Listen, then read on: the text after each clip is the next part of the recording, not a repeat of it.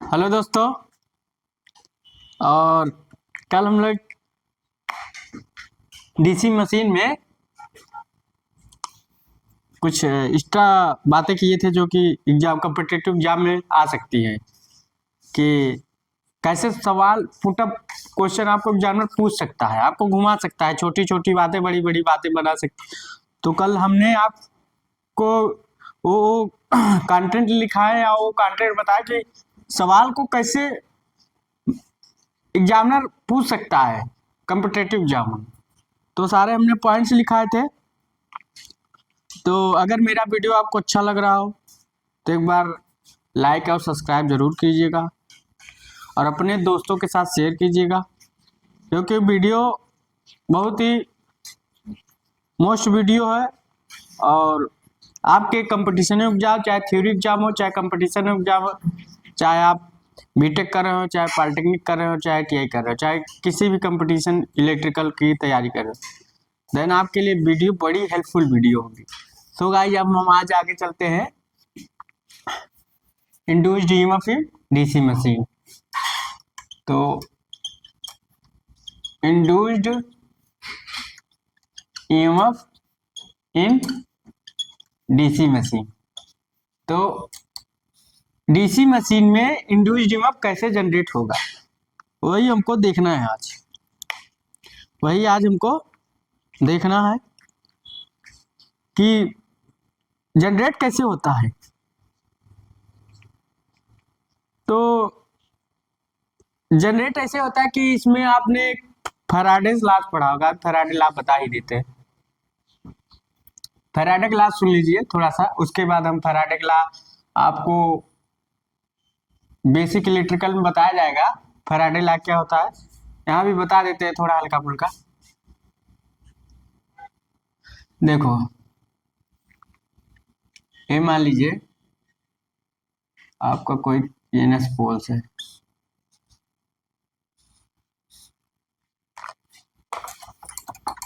तो एन है, एस है,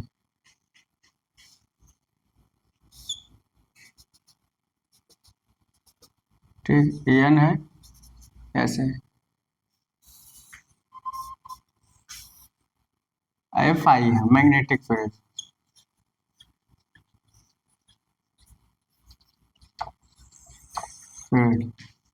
देखो इंड्यूस्ड ईएमएफ जनरेट कैसे हुआ। ईएमएफ, इसी की बात करते हैं ईएमएफ की। ईएमएफ जनरेट कैसे हुआ, हुआ तो हुआ कैसे वही हमको जानना है आज, और उसका डेरिवेशन भी पढ़ेंगे, उसके बारे में जानेंगे।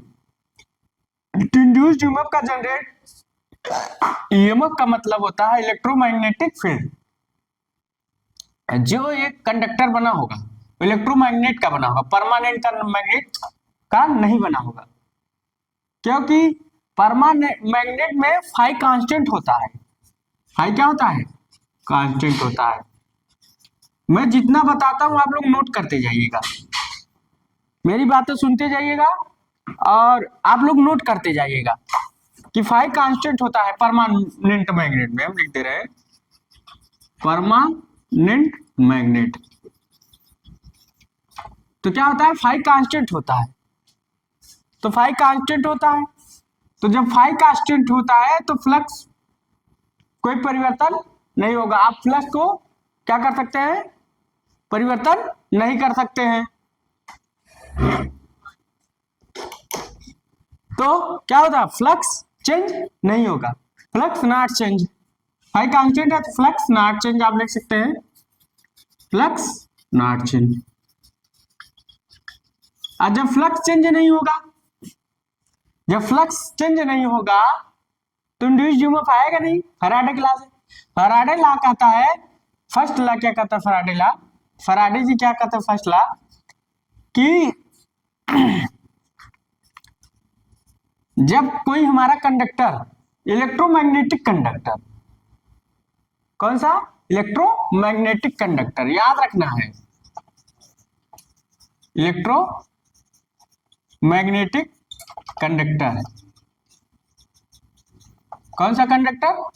इलेक्ट्रोमैग्नेट, परमानेंट मैग्नेट वाला नहीं, क्योंकि इलेक्ट्रोमैग्नेटिक का फाई वेरिएबल होता है, कांस्टेंट नहीं होता। तो परमानेंट का फाई कांस्टेंट होता है, और इलेक्ट्रोमैग्नेट का आप लोग इलेक्ट्रोमैग्नेट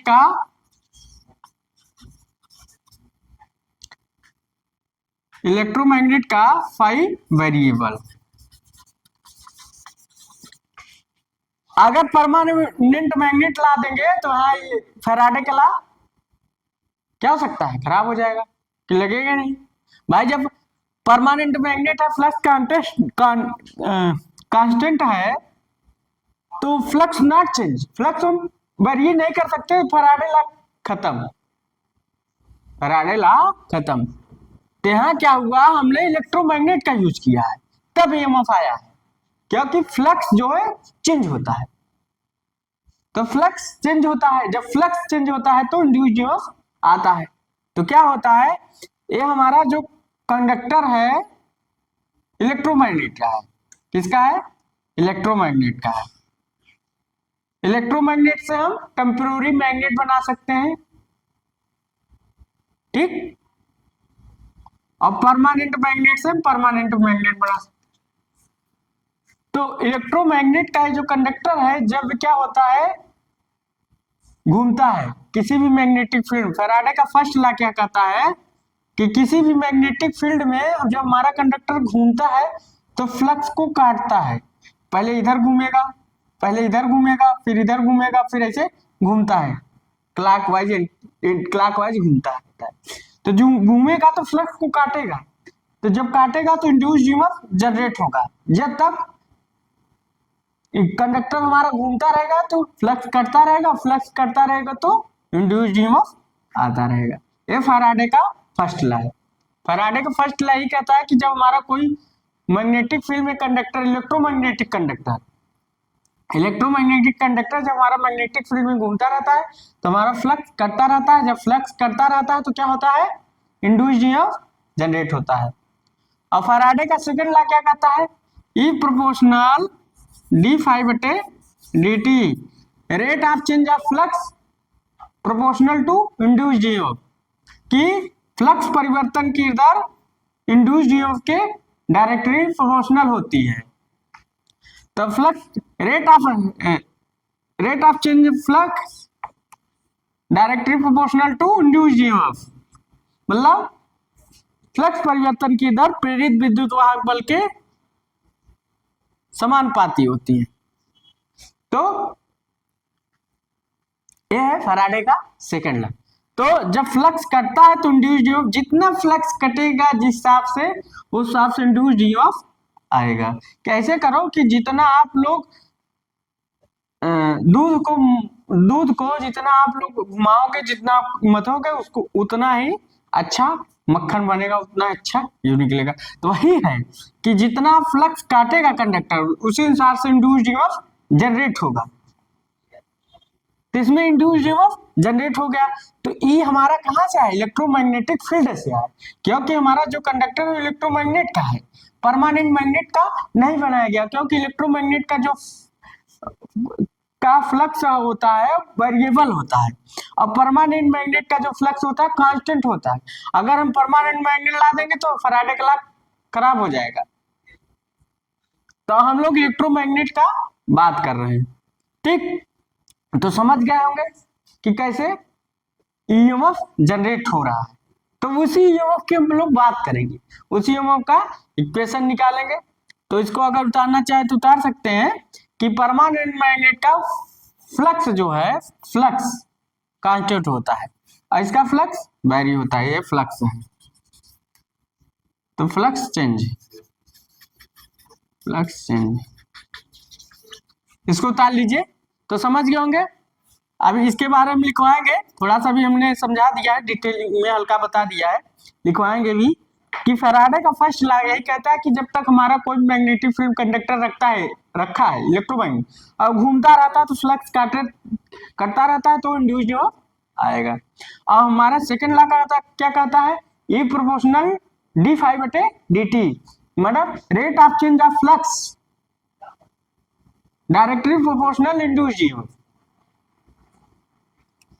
फैराडे का फर्स्ट और सेकंड लॉ समझ गए होगे कि इंड्यूस जीएमएफ आया कैसे, हमने बता भी दिया, बेसिक में आपको अच्छे से डिटेलिंग से बताया जाएगा, अभी हमने थोड़ा बता दिया। अब आगे चलते हैं।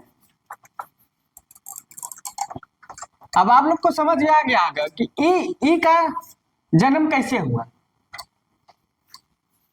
अगर इलेक्ट्रोमैग्नेटिक कंडक्टर न होता तो ईएमएफ न आता, क्योंकि इलेक्ट्रोमैग्नेटिक का जो फ्लक्स है वो कांस्टेंट नहीं होता, मगर परमानेंट मैग्नेट का फ्लक्स कांस्टेंट होता है। तब जब इलेक्ट्रोमैग्नेटिक का फ्लक्स क्या करता है, वेरी करता है, तो इंड्यूस्ड ईएमएफ आता है। अब induced EMF of DC machine में induced EMF, equation of induced EMF या लिख सकते हैं, लिखेंगे इक्वेशन ऑफ, सही से लिखें तो यहां लिखेंगे equation of induced EMF, equation of induced EMF.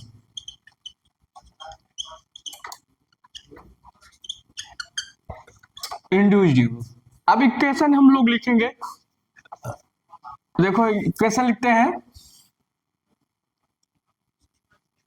मान लो हमारा कोई कंडक्टर है, इलेक्ट्रोमैग्नेट, ठीक,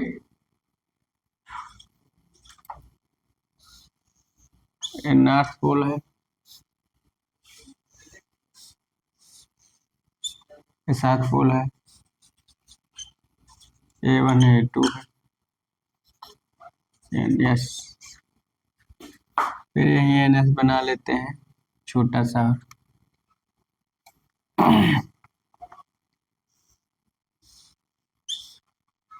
N,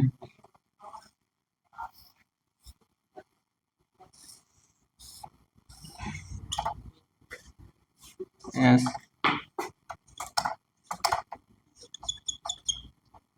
A2 हो गया। तो समझ रहे होंगे कि क्या आपको इससे प्रॉफिट होने वाला है। N है,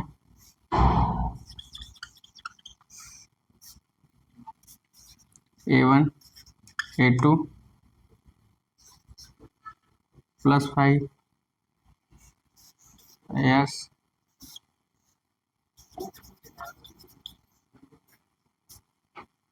A2 A1। तो यहाँ क्या है, जब हमारा कंडक्टर हाफ रिवोल्यूशन करता है, half revolution move from conductor, तो उसके बाद पहले तो हमारा नॉर्थ से साउथ की ओर था, फिर हमारा उसके बाद साउथ से नॉर्थ की ओर हो गया। तो यहाँ हमारा कंडक्टर जब घूमता है तो इंड्यूस्ड ईएमएफ जनरेट होता है। तो after half revolution move conductor influence of north to south in delta time, लिखेंगे after half revolution, after half revolution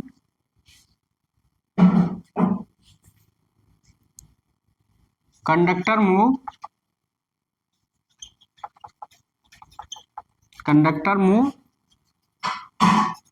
after half revolution conductor move influence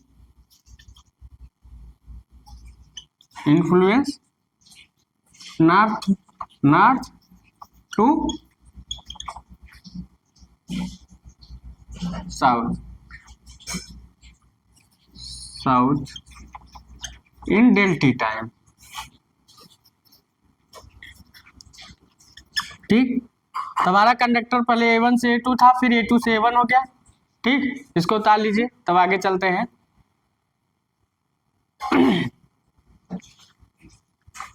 इसको उतार लीजिए, तो ये हम लोग इंड्यूस्ड ईएमएफ का इक्वेशन निकाल रहे हैं, equation of induced EMF. Induced EMF हमारा कैसे जनरेट होगा उसी को हम लोग कर रहे हैं। तो आप लोग वीडियो पूछ कर लीजिएगा, ठीक। अब इसका इक्वेशन लिखाने के बाद इसका न्यूमेरिकल भी चलेगा, तो आप लोग को न्यूमेरिकल लगाना बता लीजिए। तो नॉर्थ हो गया, साउथ हो गया, ठीक, नॉर्थ हो गया, साउथ हो गया, यस ऐसे बना लो बस।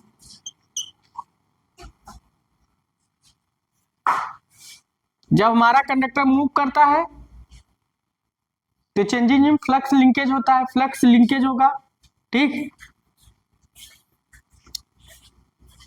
लिखेंगे changing in flux linkage, changing in flux linkage. तो D phi del phi, del phi या डी फाई करो, कोई दिक्कत नहीं। Phi two minus phi one, phi two क्या है हमारा, ये है फाई माइनस फाई, अब फाई वन प्लस फाई है, ये है, तो क्या हो जाएगा माइनस टू फाई हो जाएगा। तो डेल फाई का वैल्यू निकल आया, ऊपर वाला आप लोग बना लिए होंगे, ये भी बना ही लिए होंगे। After half revolution conductor move influence north to south in delta time. इसको थोड़ा मिटा देते हैं, जरा स्पेस हो जाएगा, हम लोग सीखते हैं। अब rate of change of flux, flux परिवर्तन की दर, rate of change of flux मतलब फ्लक्स परिवर्तन की दर, rate of change of flux, flux परिवर्तन की दर। तो क्या होगा, डेल फाई बटे डेल टी, तो डेल फाई के वैल्यू माइनस टू फाई अपन डेल टी। अब लिखेंगे इंड्यूस्ड ईएमएफ इन कॉइल, एक कॉइल में induced EMF in coil, induced EMF in coil, induced EMF in coil. तो कॉइल में कितना होगा, AC upon NC minus two phi upon, तो यहाँ नीचे वाला लिख लिए होंगे, तो डेल फाई अपान dt, तो डेल फाई की वैल्यू कितनी, NC minus two phi upon dt, del T, यहाँ डेल टी लिखना है अपान डेल टी, ठीक, डेल टी। तो कट गया, तो NC two phi upon del T AC, ठीक, AC की वैल्यू है। अब उसके बाद क्या होगा, हमारा कंडक्टर थोड़ा सा नीचे बनाते हैं,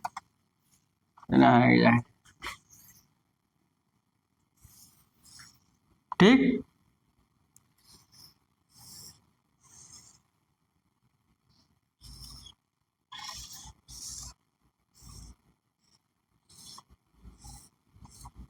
ठीक,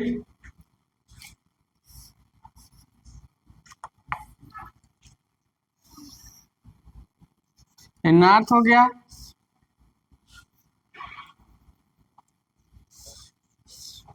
ये साउथ हो गया, और ये नॉर्थ हो गया, ठीक। तो हमारा ये क्या हो गया, A1 हो गया है कंडक्टर, मान लीजिए 0, यहाँ क्या हुआ, यहाँ A1 है तो यहाँ A2 है, मगर यहाँ A1 है क्योंकि हाफ रिवोल्यूशन के बाद यहाँ A2 है। इस तो इतना आपके क्या हुआ, ये पोल पिच हो जाता है, इसे बोलते हैं पोल पिच, पोल पिच, इसे क्या बोलते हैं? Pole pitch. तो इसको उतार लीजिए। तो हाफ रिवोल्यूशन के बाद तो हमारा omega E,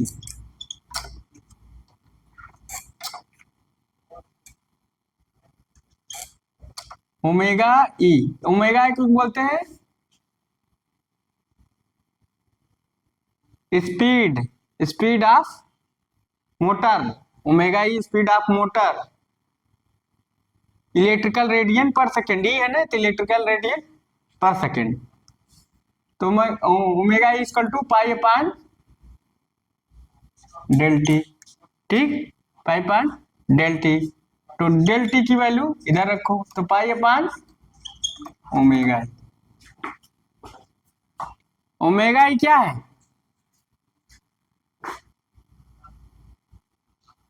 omega speed of motor, electrical radian per second.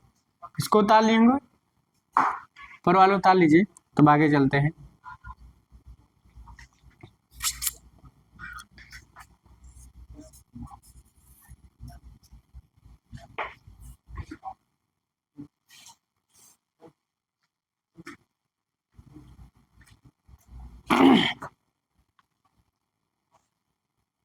पर वाला आप लोग उतार लेंगे।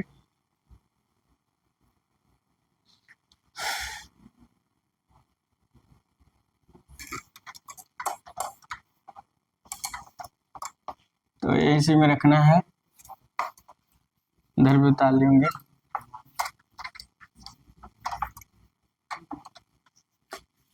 तब इसी में वैल्यू में रख देते हैं। तो इसी अपान एन सी 2 अपान पाई अपान ओमेगा ई। अब ओमेगा ई का हम वैल्यू अगर हम रखना चाहें तो ओमेगा इक्वल टू इक्वेशन 1 मान लीजिए। ओमेगा इक्वल टू होता है P/2 ओमेगा एम, इसको कहेंगे मैकेनिकल रेडियन पर सेकेंड। और फिर P/2 इसको हम 2 पाई स्मॉल एन, इसको बोलेंगे आरपीएस, रिवोल्यूशन पर सेकेंड। उसके बाद इतना तो उतार लिए होंगे। इसके बाद हम लोग क्या लिखते हैं, इसी को आगे लिख देते हैं, डब्ल्यू ई P/2 2 पाई एन बटे 60, इसको बोलते हैं आरपीएम, रिवोल्यूशन पर सेकेंड। अगर आपको आरपीएस से आरपीएम चेंज करना है तो क्या करना पड़ेगा, एन बटे 60, कैपिटल एन बटे 60 करना। अब डब्ल्यू ई की वैल्यू इक्वेशन 1 में रख देंगे, लिखेंगे from equation 1, from equation 1, from equation 1। तो EC equal to N C 2 upon pi, तो पाई बटे 2, 2 पाई एन बटे 60 कट गया। उसके बाद नीचे वाला आप लोग उतार लेंगे, तो बचा एन सी 2 पी एन बटे 60। तो हमारा इंड्यूस ईएमएफ पर कॉइल हो गया। क्या हो गया? इंड्यूस्ड ईएमएफ पर कॉइल।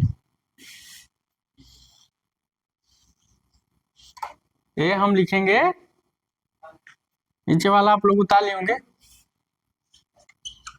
इंड्यूस्ड ईएमएफ पर कॉइल, इंड्यूस्ड ईएमएफ पर कॉइल।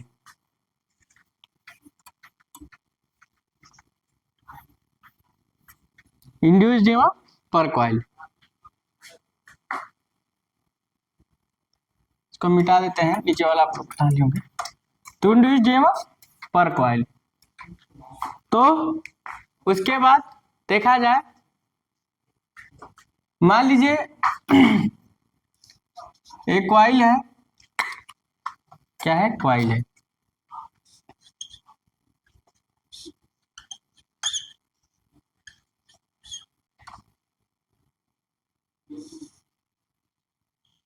कुछ दूरी बना दिए।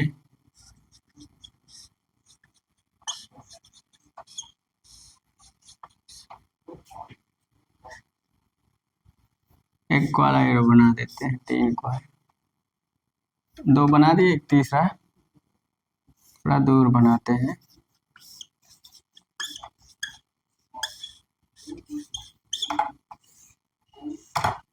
तो क्या हुआ, ए डॉटेड मतलब यहाँ सी और ई सी, और नंबर ऑफ पैरेलल पाथ ए। तो हमारे सारे कॉइल कनेक्टेड सीरीज में है, हमारे सारे कॉइल कनेक्टेड सीरीज में, नंबर ऑफ पैरेलल पाथ ए है। ठीक, तो ई हो जाएगा, ये टोटल ई हो जाएगा। तो लिखेंगे सी क्या है, number of connected coil C in series, लिखेंगे C in coil connected in series, C in coil connected in series, coil connected in series. और ये क्या है, A is number of parallel path, number of parallel path.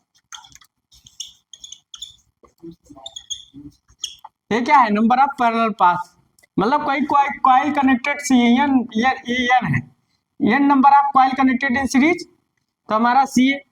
ठीक, तो लिखेंगे induced EMF in DC machine, induced EMF in DC machine. तो induced EMF in DC machine क्या होगा, E equal to C equal to EC. तो EC की value हम लोग रख देंगे इसमें, कितना हो जाएगा, C N C 25 P N बटे 60। तो क्या होगा, ई की वैल्यू आ गई, इसको उतार लीजिए। तो हम आगे चलते हैं, ये आपकी ई की वैल्यू आ गई है।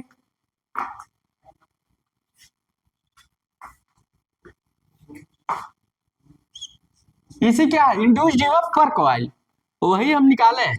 कहीं पूछ लेगा इंड्यूस्ड ईएमएफ पर कॉइल का फार्मूला क्या होता है, तो आपको बताना है 25 पी एन बटे 60 इंटू एन सी।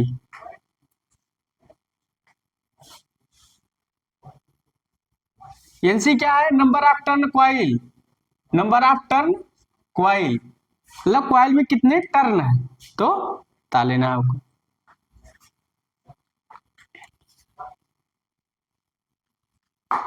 तो induced EMF in DC machine, तो C N C 25 P N बटे 60।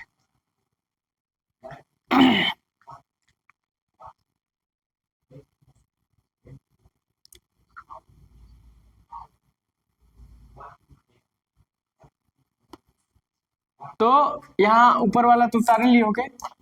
अब तो सी लिखेंगे total number of coil, total number of coil. तो टोटल नंबर ऑफ कॉइल क्या है, सी और ए,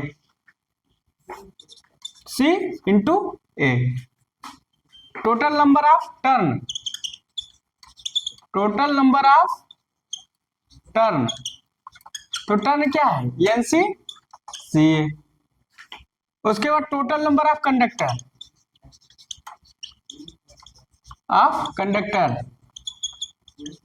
टोटल नंबर ऑफ कंडक्टर क्या है,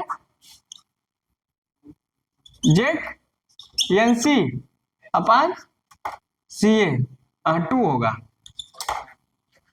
टोटल नंबर ऑफ कंडक्टर। तो फार्मूला है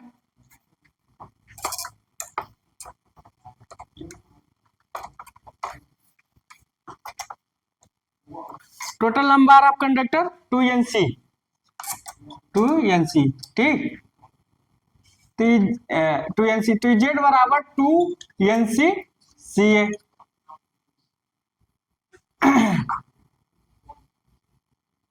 तो सी एन सी हम लोग क्या लिखेंगे, यहाँ लिख सकते हैं, तो इसको हम लिख सकते हैं C N C equal to Z upon 2a, कितना लिख सकते हैं। अब इसी में इक्वेशन 2 इसको बना लो, इक्वेशन 2 में रख देंगे, लिखेंगे from equation 2, from equation 2, from equation 2 में सीएनसी की वैल्यू रख देंगे, तो सीएनसी की वैल्यू रखेंगे तो ए Z upon 2a into 2 P N बटे 60, देखो कुछ कटेगा, 2 से 2 कट जाएगा, 2 से 2 कट जाएगा, तो फार्मूला क्या निकला,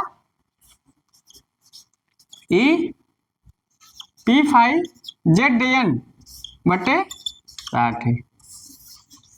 ये आपका इंड्यूस्ड ईएमएफ जनरेट हो गया, ये आपका इंड्यूस्ड ईएमएफ जनरेट हो गया।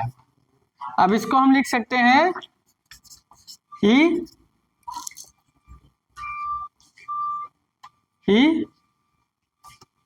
और के एन पाई एन,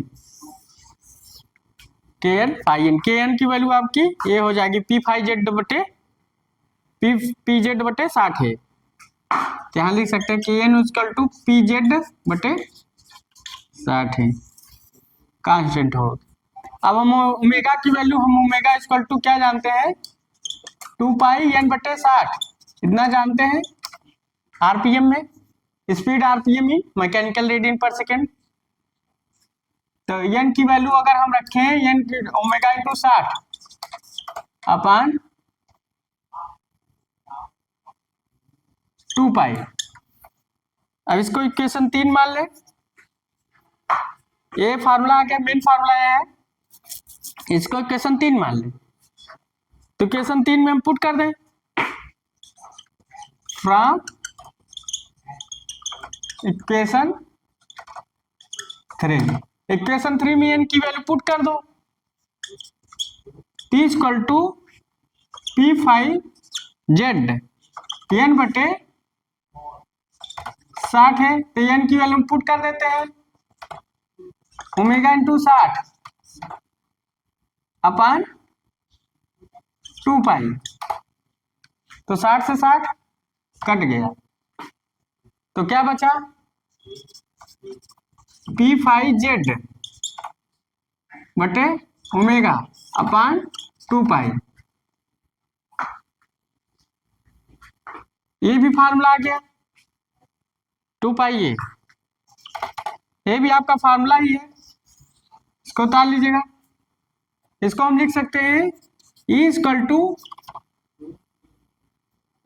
टू के ए लिख सकते हो, तो 5 अपान ओमेगा, आपका फार्मूला हो गया, ये भी फार्मूला, ये भी फार्मूला, इधर वाला उतार लिए हो गए,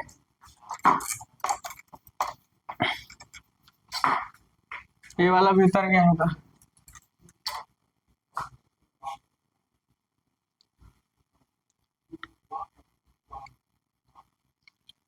इसको उतार लिए होंगे,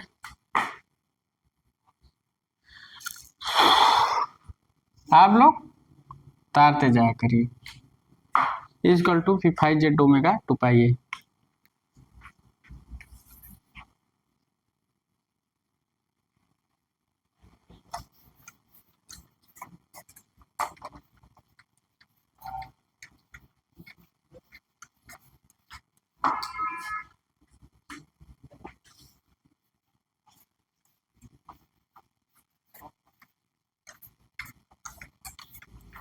ठीक, अब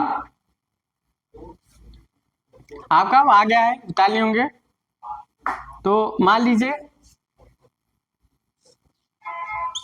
सारे कॉइल आपके सीरीज में कनेक्टेड हैं,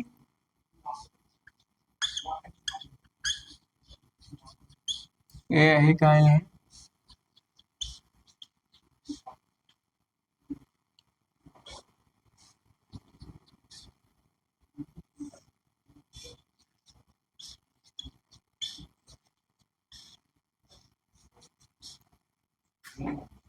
तो सब कॉइल का रेजिस्टेंस क्या है? आरसी है। आरसी क्या है? Coil in resistance. और सी आप कनेक्टेड इन सीरीज, और ए नंबर ऑफ पैरेलल पाथ। तो लिखेंगे RC resistance of coil. RC क्या है? Resistance of coil.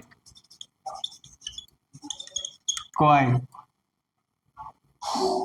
तो आर्मेचर रेजिस्टेंस हम लिखा सकते हैं, कहीं आर्मेचर रेजिस्टेंस आ गया तो आर्मेचर रेजिस्टेंस इन कॉइल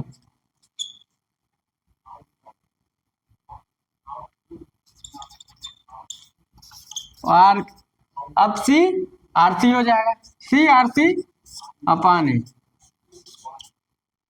आपका फार्मूला निकल गया। आर्मेचर रेजिस्टेंस इन कॉइल अगर निकालना बोले तो आपको निकाल देना है, इधर को उतार लेंगे।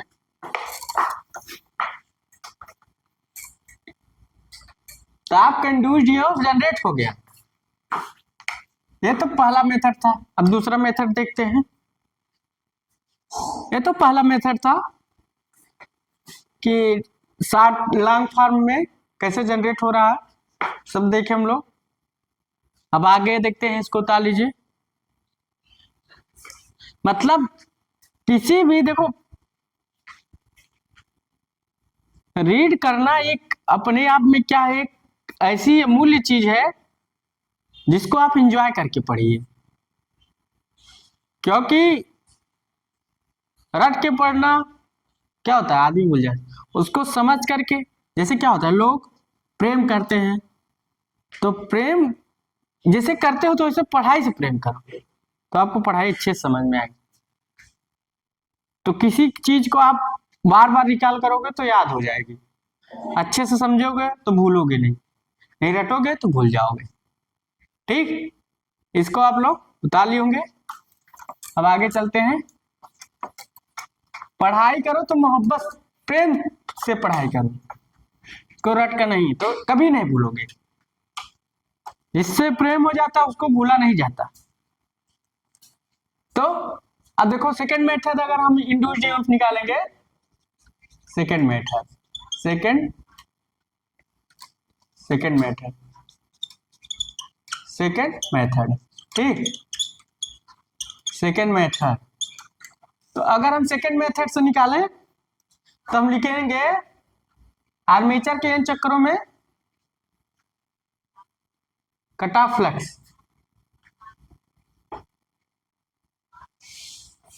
एन रिवोल्यूशन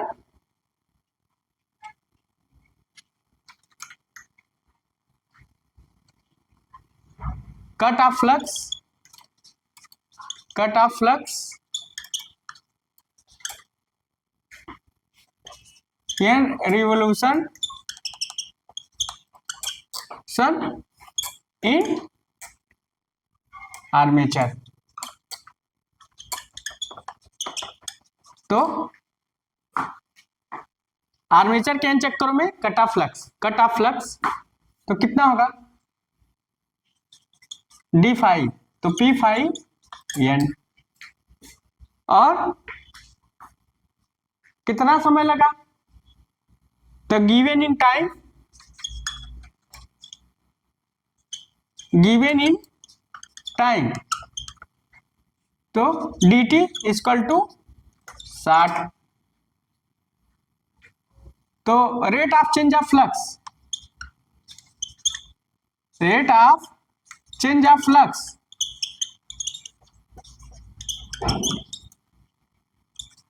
कितना हुआ, डी फाइव बटे D T two P phi N बटे 60। अब नंबर ऑफ पैरेलल पाथ, समांतर पथों की संख्या लिखेंगे, आर्मेचर के समांतर पथों की संख्या,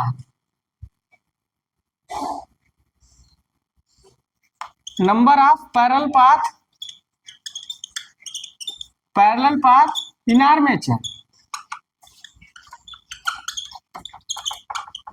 number of parallel path in armature, तो इसको हम लिख सकते हैं जेड बाई ए।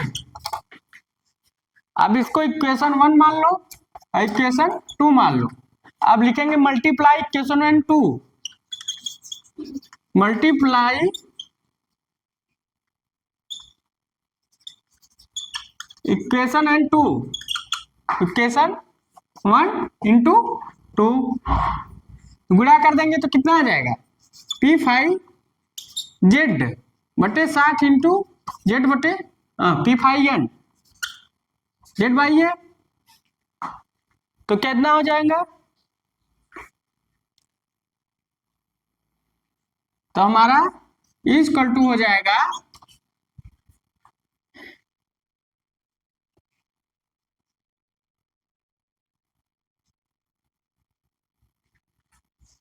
कितना हो जाएगा, P5 जेड डी एन बटे 60। ये भी मेथड है।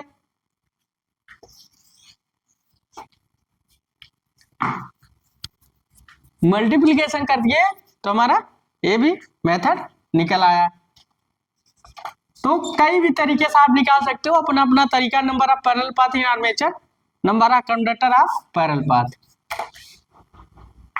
बता लीजिए ये सेकंड मेथड है इंडिविजुअल्स निकालने का। तो आप लोग किसी भी मेथड से निकाल सकते हो, आपको जो मेथड अच्छी लग रही हो उससे आप निकालिए, कोई दिक्कत नहीं, उससे आप निकालिए, कोई दिक्कत नहीं। जब आप पढ़ाई करो तो पढ़ाई से मोहब्बत बोलते हैं ना, मोहब्बत कर लो, प्रेम कर लो, तो ऐसे ही पढ़ाई। तो इंड्यूस जीवन भूलना नहीं है, इसी पर सारे न्यूमेरिकल लगेंगे, सारे न्यूमेरिकल चलेंगे, इस पर न्यूमेरिकल आते हैं। ठीक, तो स्टेप बाय जैसे करके हम सारे पढ़ाए जा रहे हैं। हर डीसी मशीन में हर चीज आपको पढ़ना है, हर चीज आपको एंजॉय लेकर पढ़ना है। तो इसको उतार लीजिए। सेकेंड मेथड है इंड्यूस ड्रीम निकालने का, cut off flux N revolution in armature. तो कितना हुआ, D5 P5 बटे एन, गिवन इन टाइम, लगा समय 60, rate of change of flux D5 बटे dt,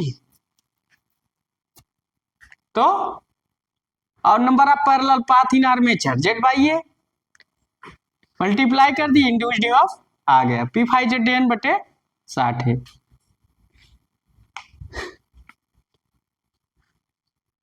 P5 जेड एन बटे 60 है, भूलना नहीं है, न्यूमेरिकल बहुत आते हैं इस पर हम लगवाएंगे।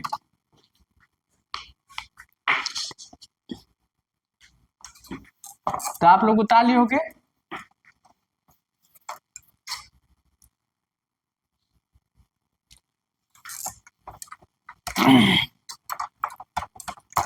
तब हम लोग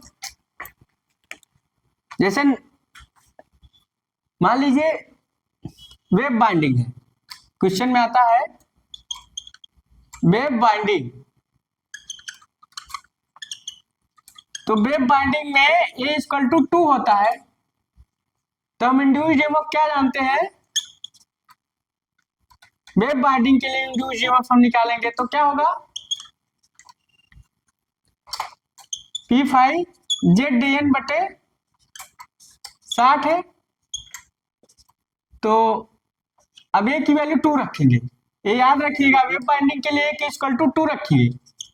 तो P5 जेड डी एन बटे 60 इंटू 2, तो कितना हुआ, तो P5 जेड डी एन बटे 120, ते वेव बाइंडिंग के लिए इंड्यूस्ड ईएमएफ हो गया। तो वेव बाइंडिंग का यूज कहाँ करते हैं, हमने लिखाया था लो करंट हाई वोल्टेज के लिए, लो करंट हाई वोल्टेज के लिए आपको पूछता है। लैप बाइंडिंग के लिए अगर हम उतारना चाहे तो लैप बाइंडिंग के लिए क्या होता है, लैप बाइंडिंग क्या होता है, number of slots number of poles equal होते हैं, मगर number of slots number of poles equal नहीं होते वेव बाइंडिंग में, इसलिए इक्वल टू 2 होता है। इसमें इक्वल टू P होता है, ठीक, इक्वल टू P होता है। तो lab binding, L for lab. तो P5 ZN बटे 60 है, ए की वैल्यू P के इक्वल होगी, तो P से P कट जाएगा, P5 ZN बटे 60 इंटू P रख दो, P से P कैंसिल हो जाएगा। अब P से P कैंसिल हो गया तो EL इक्वल टू, इधर हम लोग लिख देते हैं इधर, तो EL इक्वल टू कितना हो जाएगा, P तो कट जाएगा, 5ZA अपन 60, ये भी फार्मूला बन गया लैब बाइंडिंग के लिए। इसको इक्वेशन 1 मान लेंगे, इसको इक्वेशन 2 मान लेंगे, इसको इक्वेशन 1 मान लेंगे, इसको इक्वेशन 2 मान लेंगे, तब इक्वेशन और 1 2 का डिवाइड कर देंगे, divided from equation 1 and 2, from equation 1 and 2, तो इक्वेशन 1 2 का डिवाइड करेंगे, EW अपान EL, EW अपान EL, TW की वैल्यू हम रखेंगे P5 ZN 60 120,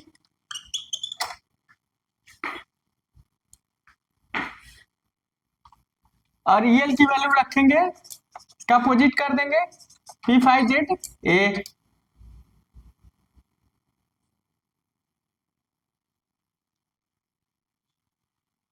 ठीक है,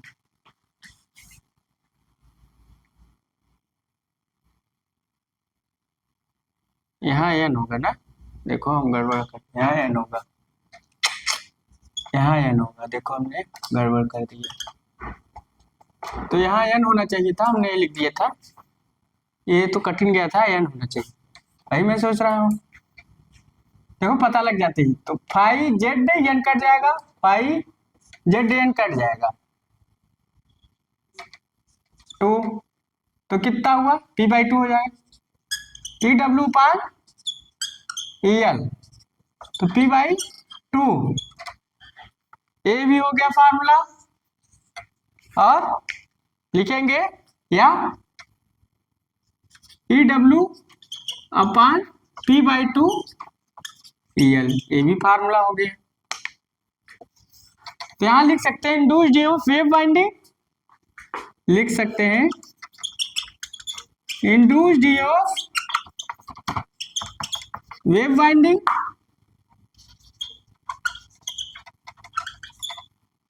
P/2,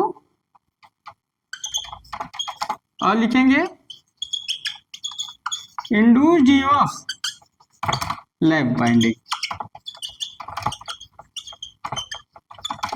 तो ये भी फार्मूला हो गया, सब उतार लीजिए।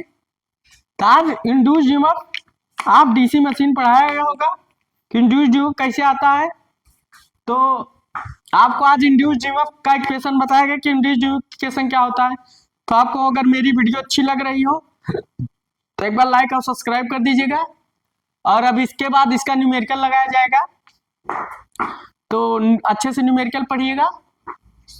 So thanks.